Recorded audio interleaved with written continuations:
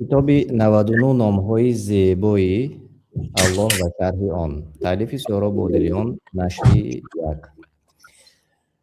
من کمی از مقدمه آن این واسطه ها میخونم.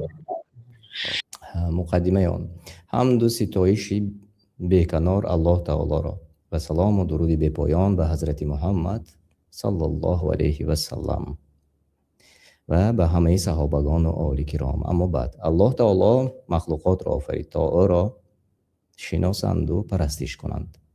علم شناسایی با نامهای زیبای الله و صفات عالی او بزرگترین و بهترین علم است.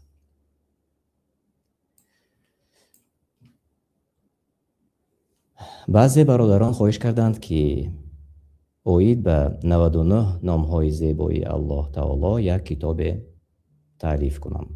این گفته های سهراب بودلیان. خواهش آنها را اجابت کردم و 99 نام الله تعالی را ترجمه کرده شرحی مختصر دادم و نام کتاب را 99 نام های بس و زیبای الله و شرح آن نامیدم. الله سبحانه و تعالی ما و شما را به راه راست هدایت کند و از گمراهی در پناهش دارد. آمین. فضیلت حفظ کردن 99 نام الله. پیامبر صلی الله علیه و سلم فرمودند: البته الله 99 نام دارد، یک کم صد. کسی آن نام ها را حفظ کند وارد جنت می شود. روایت بخاری و مسلم. و فایده دانستن نام های الله. ابن القیم می گوید خوشترین چیز در دنیا شناختن الله سبحانه و تعالی و محبت است.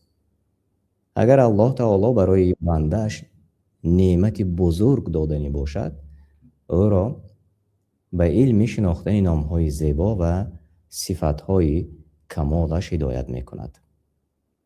یعنی الهام می‌دهد و دلش را برای این کار می‌گشاید. پس اگر شما از جمله چنین بنده ها باشید، خوش به حالتان و خواندن و فهمیدن این کتاب کوشش کنید. و تا آمدن داملا به استودیو من اولین نام را که همه ما و شما در روزها صدها مراتب میگوییم، من این را میخوانم این لحظه و عیناً از کتابی داملا سهراب بودلیان. یک، الله. الله به معنای معبود، یعنی ذاتی که پرستش می شود و سزاوار پرستش است. این نام را لفظ جلالت گفته می شود. این نام معنای تمام نام های دیگری او تعالی را در بر می گیرد. نام جلاله الله از کلمه اله گرفته شده است. ابن القیم رحمت الله علیه گفتند لفظ جلاله اصلا از کلمه اله گرفته شده، حمزه از آن حذف شده است. این نام اصل تمام نام هاست. تمام ذکرها و نام های او تعالی به نام الله اضافه می شود، مثل کریم، رحیم، علیم از جمله نام های الله است. همچنین ذکرها به مانند سبحان الله، الحمدلله، الله اکبر و غیره. پیامبر صلی الله علیه و سلم گفتند محبوب ترین نام به الله تعالی عبدالله و عبدالرحمن است. روایت ابو داود. یعنی در این باره داملا در برنامه های گذشته وقتی که اکثری تماشابین ها سوال دادند که نام فرزندان را چی نام گذاریم، انا همین نام را گفته گذاشتند، عبدالله و عبدالرحمن. و در نهایت الله نامی است که در قرآن از همه بسیار ذکر شده است و این نام 2697 مراتبه ذکر شده است. و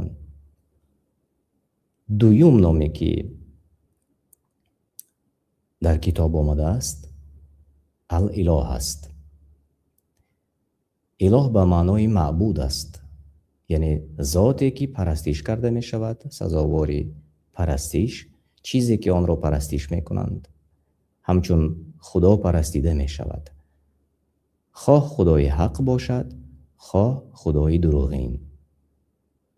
مشرکان بود، آتش و امثال این را به خود همچون خدا قبول کردند، یعنی مشرکان.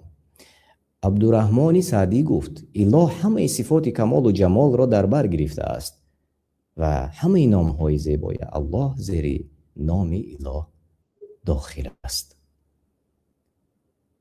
حبیب انصاری در حضور پیامبر صلی الله علیه و سلم گفت و این در ذات اله. پیامبر صلی الله علیه و سلم اقرار کردند، روایت بخاری.